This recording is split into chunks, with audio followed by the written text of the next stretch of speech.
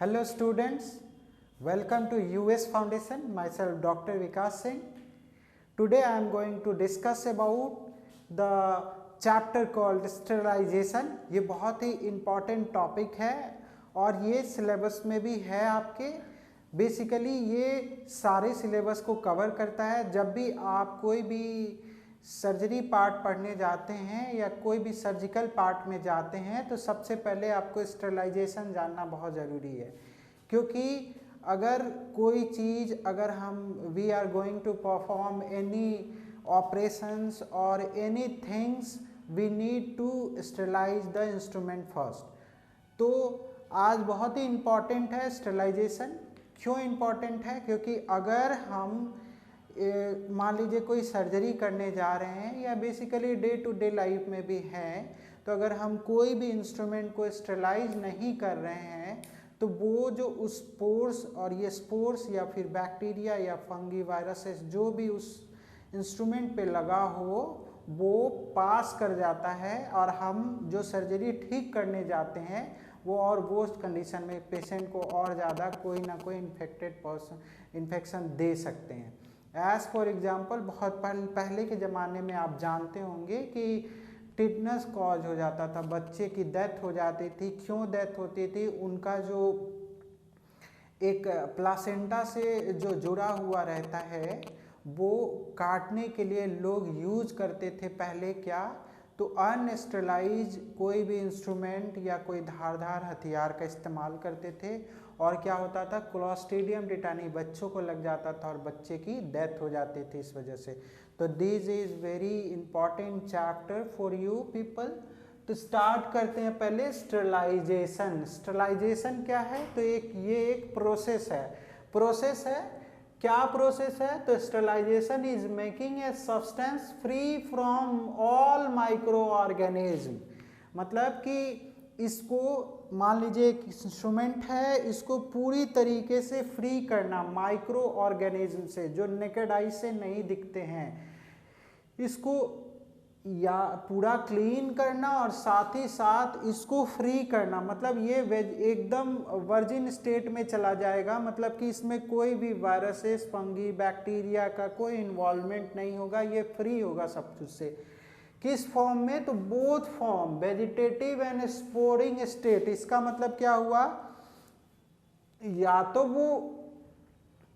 वो ग्रो ही कर रहा है या ग्रो करके वो इन्फेक्शन करने के स्टेट में है. मतलब कि अगर वो ग्रो नहीं किया है और वो ग्रो कर भी गया है लेकिन वो इन्फेक्शन करने के स्टेट में है, इस केस में हम स्टरलाइजेशन करते हैं.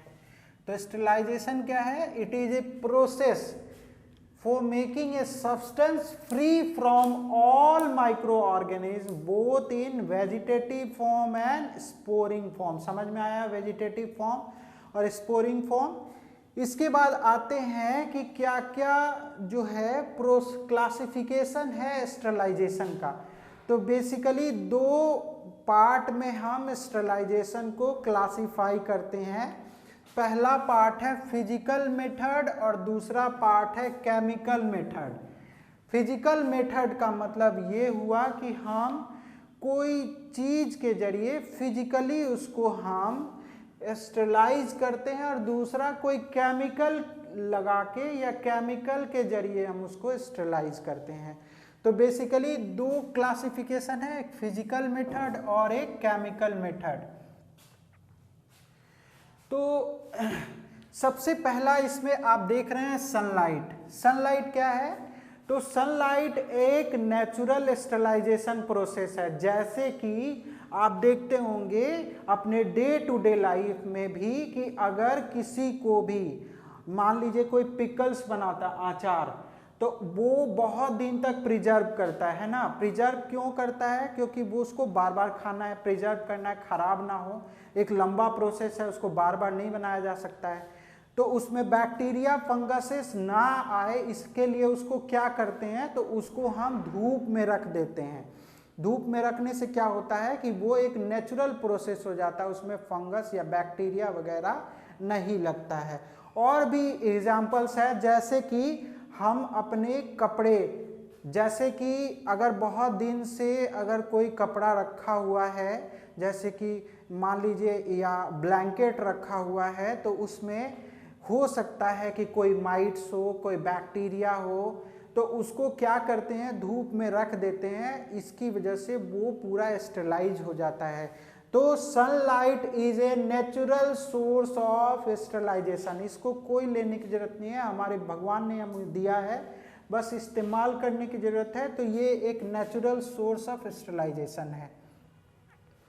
इसके बाद क्या करते हैं, सेकंड है drawing. Drawing heat, drawing heat मतलब ड्राई, उसको गर्म करते हैं। क्या करते हैं, तो एक है ड्राई हीट फ्लेमिंग, मतलब फ्लेम से उसको क्या करते हैं, स्टेरलाइज करते हैं। और दूसरा है जो कि आप दूध देखते होंगे, उस पर लिखा होता है पॉस्चराइज्ड दूध, पॉस्चराइज्ड मिल्क। इसका मतलब क्या होता है कि वो स्टेरलाइज है, उसमें कोई बैक्टीरिया फंगस वगैरह नहीं है, उसको हम मॉइस्ट हीट बोलते हैं। ये तो ड्राई हीट हुआ फ्लेमिंग में, और एक हुआ मॉइस्ट हीट। मॉइस्ट हीट में हम पॉस्चराइजेशन करते हैं या बॉइलिंग, कोई भी चीज़, जैसे मान लीजिए वाटर है, वाटर को अगर हम ऐसे नेचुरल सोर्स से ले और उसको बोला जाता है कि उसको बॉईल कर दे 100 डिग्री सेल्सियस पे, तो क्या हो जाएगा, उसका जो भी उसमें कुछ भी स्पोर वगैरह या कोई फंगस बैक्टीरिया होगा वो है डेड कर जाएगा, और वो एक ड्रिंकेबल वाटर हो जाएगा। सेकंड, इसके बाद है स्टीम। स्टीम से भी करते हैं, स्टीम मतलब भाप आता है जो पानी से, उसमें भी बहुत ज़्यादा हीट होता है, लेकिन ये मॉइस्ट हीट होता है। मॉइस्ट हीट का मतलब हुआ कि ये थोड़ा सा चिपचिपा होता है, इसमें ये है ड्राई हीट, ये फ्लेमिंग होता है। तो ये सेकेंड प्रोसेस हुआ हीट का। इसके बाद कौन सा प्रोसेस है, इसके बाद है फिल्टरेशन। फिल्टरेशन का मतलब हुआ कि ये क्या करता है, ये फिल्टरेशन मतलब कि ये बड़े पार्टिकल्स को रिमूव कर सकता है, बड़े माइक्रो ऑर्गेनिज्म को रिमूव कर सकता है, लेकिन इसका सबसे बड़ा डिसएडवांटेज ये है कि ये स्मॉल पार्टिकल्स को नहीं कर सकता है। क्योंकि अगर मान लीजिए एज फॉर एग्जांपल हम वाटर लेते हैं, तो वाटर एक मान लीजिए कोई सॉल्युबल है, बहुत छोटा माइक्रो ऑर्गेनिज्म है, तो उसको हम फिल्टर के जरिए अगर हम उसको पास करने की कोशिश करेंगे तो वो पास नहीं होगा। तो वो क्या हो जाएगा कि बहुत ही माइक्रो ऑर्गेनिज्म है, उससे नहीं हो सकता है। तो एक वाटर में भी फिल्टरेशन, वाटर फिल्टरेशन जो हम देखते हैं उसमें भी यही मेथड यूज होता है स्टेरलाइजेशन का। इसके बाद आता है रेडिएशन। रेडिएशन का मतलब होता है कि कोई भी एक स्ट्रॉन्ग बीम ऑफ लाइट जो है वो हम फोकस करते हैं किसी भी चीज पे, तो उसको हम बोलते हैं रेडिएशन। रेडिएशन के जरिए भी हम बहुत सारे सरफेसेस को स्टेरलाइज करते हैं। इसके बाद आता है अल्ट्रासोनिक एंड सोनिक वाइब्रेशन। इसका मतलब क्या हुआ कि आप देखते होंगे जैसे कि ये काम करता है इको पे, एक वाइब्रेशन होता, उसके बीच में अगर कोई भी प्रे या माइक्रो ऑर्गेनिज्म आता है तो वो डेड कर जाता है। तो इस तरह से ये एक फिजिकल मेथड हुआ। फिर से मैं रिवाइज करता हूँ। फिजिकल मेथड में sunlight is a natural source of sterilisation. इसके बाद आता है हीट। हीट में ड्राई हीट आता है जिसमें हम फ्लेमिंग करते हैं, उसमें हम जलाते हैं चीज़ों को। और एक आता है मॉइस्ट हीट, इसमें हम पॉस्चराइजेशन एक मेथड करते हैं, बॉइलिंग करते हैं, स्टीम करते हैं। फिर आता है रेडिएशन, फिल्टरेशन, और इसके बाद आता है लास्ट में अल्ट्रासोनिक एंड सोनिक वाइब्रेशन।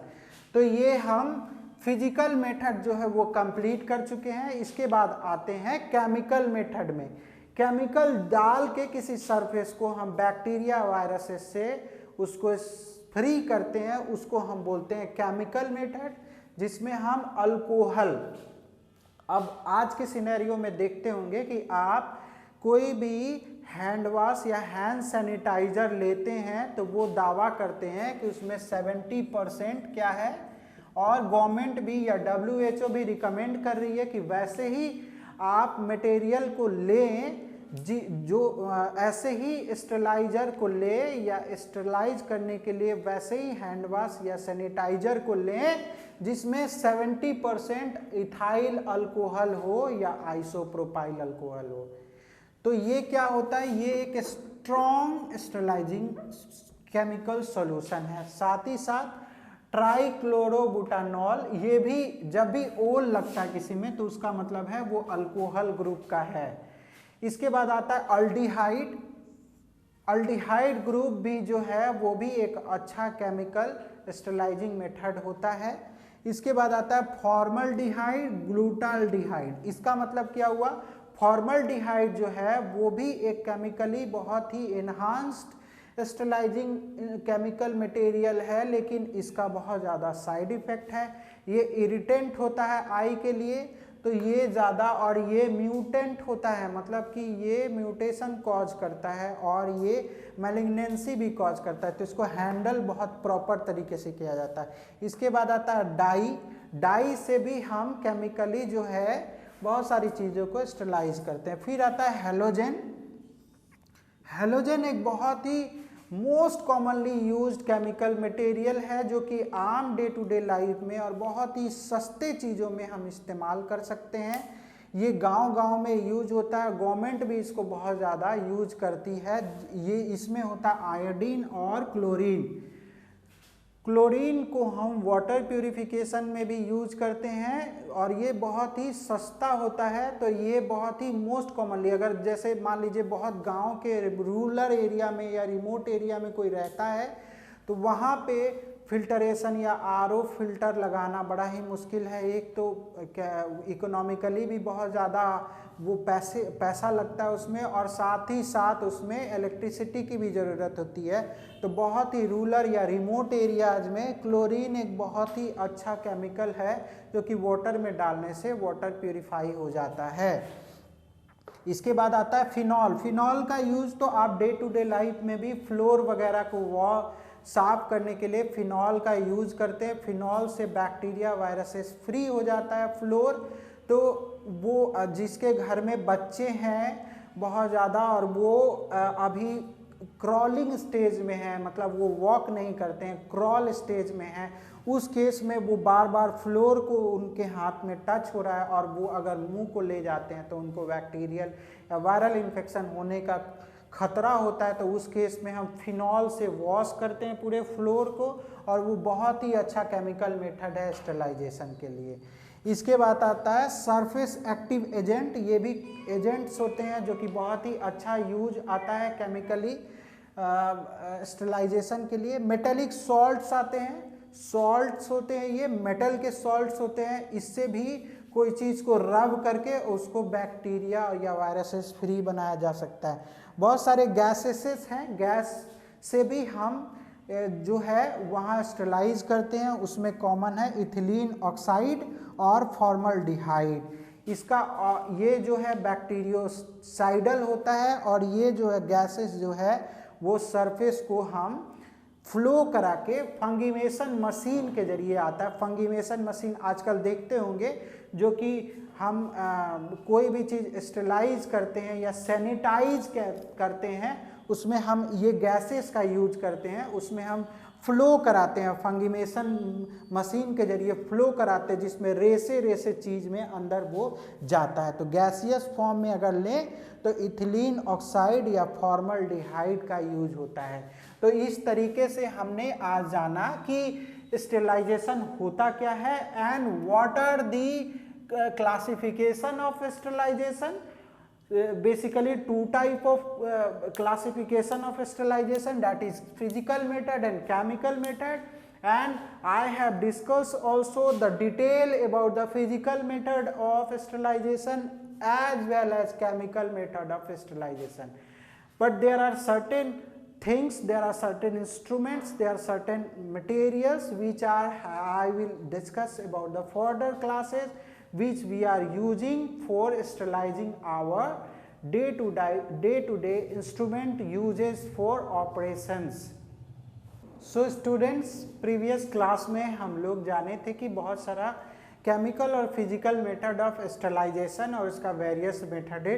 अब बेसिकली जो है हम लोग दो मेथड जो है, दो इंस्ट्रूमेंट के जरिए जो है बेसिकली जो है हॉस्पिटल्स वगैरह में स्टरलाइजेशन की प्रक्रिया होती है, जिसमें इंस्ट्रूमेंट को स्टरलाइज किया जाता है, जिसमें सबसे कॉमन जो है वो है हॉट ऑटोक्लेव। ऑटोक्लेव क्या होता है? तो ऑटोक्लेव एक प्रेशर से चलने वाला एक इंस्ट्रूमेंट है, जिसमें जस्ट लाइक ए कुकर समझिए, उसमें क्या होता है कि एक प्रेशर क्रिएट होता है और जिसके जरिए कोई भी बैक्टीरिया, फंगसेस, वायरसेस जो है वो इंस्ट्रूमेंट से ख़त्म हो जाते हैं और मार दिए जाते हैं, और इसके बाद वो एक वर्जिन इंस्ट्रूमेंट हो जाता है कोई भी surgical procedure, ongoing surgical procedure को ऑकर करने के लिए। तो जानते हैं कि वो कैसे यूज होता है। तो उसमें प्रेशर जो है वो 121 डिग्री सेल्सियस जो है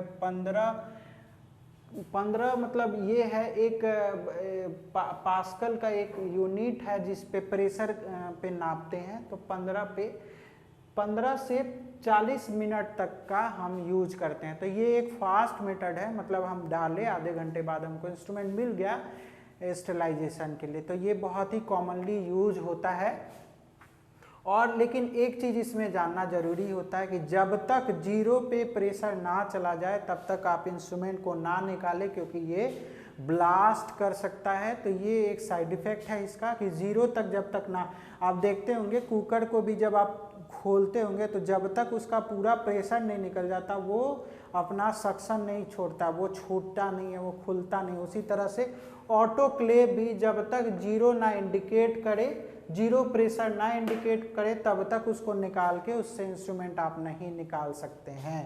इसके बाद इसका यूजेज कहाँ कहाँ है? तो माइक्रोबायोलॉजी के लैब में जहाँ टेस्ट होता है वहाँ पे पीटे, डिशेज, जो ग्लास ये स्लाइड्स होते हैं या फिर बाउल्स होते हैं, वो सारी चीज़ें या उनका जो भी इंस्ट्रूमेंट होता है वो स्टरलाइज जो है वो ये ऑटोक्लेव से ही होता है। मेडिसिन्स के कोई भी जो भी मेडिसिन्स के लैब हैं वहाँ भी ये ऑटोक्लेव की ज़रूरत पड़ती है। और वेटनरी साइंस जहाँ पे मवेशियों का इलाज होता है वहाँ पे भी ऑटोक्लेव का होना ज़रूरी है। वहाँ इंस्ट्रूमेंट का जो भी स्टरलाइजेशन है वो ऑटोक्लेव के जरिए होता है। डेंटिस्ट्री, जो भी दांत का विभाग है जहाँ पे दांत वात निकाला जाता है वहाँ पे स्टरलाइजेशन बहुत ज़रूरी है, क्योंकि वो इंस्ट्रूमेंट बार बार एक ही पेशेंट पे, अलग अलग पेशेंट्स पे यूज होता है एक ही इंस्ट्रूमेंट, तो उसको स्टरलाइज होना ज़रूरी है। तो वो भी ऑटोक्लेव के जरिए होता है। और मेटालर्जी मतलब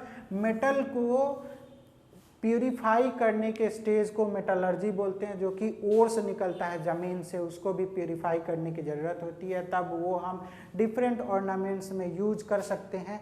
तो उसमें भी ऑटोक्लेव की ज़रूरत होती है। तो ऑटोक्लेव बेसिकली क्या होता है? तो ये कुकर जैसा होता है और उसमें एक वाल्व रहता है, उसमें एक प्रेशर गॉज रहता है जो कि प्रेशर बताता है, और उसमें इंस्ट्रूमेंट को प्लेस कर देते हैं। और उसी में क्या है कि इंस्ट्रूमेंट जो है वो स्टरलाइज होता है, और ये जब 0 पे आ जाता है तब हम इंस्ट्रूमेंट को निकाल के और अपने पर्पस के लिए यूज करते हैं।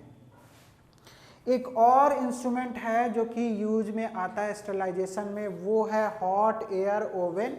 ये एक चैम्बर जैसा होता है, ऐसा चैम्बर होता है, उसमें एक ढक्कन जैसा होता है, उसको खोलते हैं और इसमें ऐसा खंड जैसा बना होता है, ऐसा रैकेट बने रहते हैं। इसी के अंदर हम इंस्ट्रूमेंट प्लेस करते हैं और यहाँ पे रॉड होते हैं जो कि हीट वाले रॉड होते हैं, बहुत रेड टाइप के रॉड होते हैं। और यहाँ पे एक फैन लगा रहता है और वो चारों तरफ फैन जो है वो चारों तरफ हॉट एयर को डिस्ट्रीब्यूट करता है। और यहाँ के जो भी प्लेस्ड इंस्ट्रूमेंट है वो स्टरलाइज हो जाते हैं और वो पर्पस में आते हैं। लेकिन इसका एक साइड इफ़ेक्ट है। साइड इफ़ेक्ट क्या है कि ये लॉन्ग टाइम लेता है, ज़्यादा टाइम लेता है। मतलब कि अगर किसी हॉस्पिटल में अगर प्लेस करें तो एक इंस्ट्रूमेंट का सेट अगर उसमें डाले हैं तो कम से कम 3 घंटे का वेट करना पड़ेगा फिर दूसरे इंस्ट्रूमेंट को स्टरलाइज करने के लिए। तो ये एक स्लो प्रोसेस है, इसीलिए बेसिकली इसको नहीं यूज किया जाता है। और इसमें इंस्ट्रूमेंट भी कम आप लोड कर सकते हैं, ज़्यादा इंस्ट्रूमेंट एक बार में स्टरलाइज नहीं होता है। तो ये एक स्लो प्रोसेस है, इसीलिए हॉट एयर ओवन। और इसमें ज़्यादा इलेक्ट्रिसिटी भी यूज होता है, इसीलिए इसको कम यूज किया जाता है। और इसका प्रेशर अगर देखें तो 50 से 250 डिग्री सेल्सियस 3 घंटे के लिए, जो मैंने बोला है। बेसिकली अगर जैसे आप यहाँ पे जैसे आप टेम्परेचर बढ़ाते हैं वैसे आपका टाइम कम लगेगा। अगर 170 डिग्री सेल्सियस पे यूज करते हैं तो 30 मिनट, 160 डिग्री पे यूज करते हैं तो 60 मिनट, और 150 डिग्री पे कर रहे हैं तो 150 मिनट। मतलब कि जैसे जैसे हम टेम्परेचर घटा रहे हैं वैसे वैसे टाइम भी घट रहा है। मतलब कि यहाँ पे क्या है कि अगर टेम्परेचर बढ़ेगा तो टाइम घटेगा। मतलब कि अगर हम ज़्यादा टेम्परेचर पे उसको अगर हम स्टरलाइज कर रहे हैं तो कम टाइम लगेगा।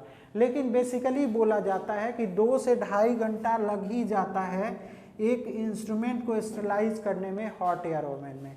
और इसमें भी सारा इंस्ट्रूमेंट स्टरलाइज होता है, और ये भी बहुत सारे जगहों पे जहाँ इंस्ट्रूमेंट यूज हो स्टरलाइजेशन का वहाँ पे यूज होता है।